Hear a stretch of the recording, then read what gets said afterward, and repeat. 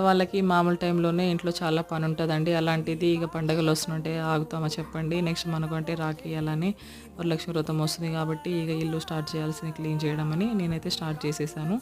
Actually ఇక అందరికీ ఉంటుంది ఈ పని అనేది. ఇక నేనైతే స్టార్ట్ చేశాను వన్ డేలో మాత్రం. అంటే దులపడం, మొత్తం కిచెన్స్, కబోర్డ్స్ అలా తుడవడం ఇవన్నీ అయిపోయేసానండి. ఇక నెక్స్ట్ డే మాత్రం బ్లాంకెట్స్ అలానే వాష్రూమ్స్ అవి అయితే క్లీన్ చేసుకున్నాను. ఇంకా ఏమేమి చిన్న చిన్న పనులు ఆ రోజే కంప్లీట్ చేసుకున్నానండి. ఈ పని అయితే అందరికీ ఉంటుంది. ఇవన్నీ చేసుకుని వంట చేసుకుని తినేసరికి మనకు లేట్ అవుతూ ఉంటుంది కాబట్టి ఇలాంటి టైంలో మనం ఒక్కొక్కసారి అంటే తినడం కూడా మర్చిపోతూ ఉంటాము. అసలు టైం కూడా చూసుకోమండి. కాబట్టి ఫస్ట్ అయితే మనకు హెల్త్ ఇంపార్టెంట్ కాబట్టి ఫస్ట్ టైంకి తినండి. తర్వాతనే పని చేసుకోండి. మనం అంటే పనిలో పడి టైం చూసుకోము. అసలు తిండి కూడా అంటే తినాలని కూడా అనిపించదు. అట్లా అనిపిస్తుంటుంది. అట్లా చేయడం వల్ల హెల్త్ పాడైపోయి మనమే అంటే మళ్ళీ ఇక పని చేసుకోకుండా అయిపోతుంది. కాబట్టి ఫస్ట్ అయితే మీరు తినేసి టైంకి తినేసి పని చేసుకోండి. పని అంటే ఎప్పుడు ఉంటూనే ఉంటుంది. కాకపోతే హెల్త్ ఇంపార్టెంట్ ఫస్ట్ మనకు.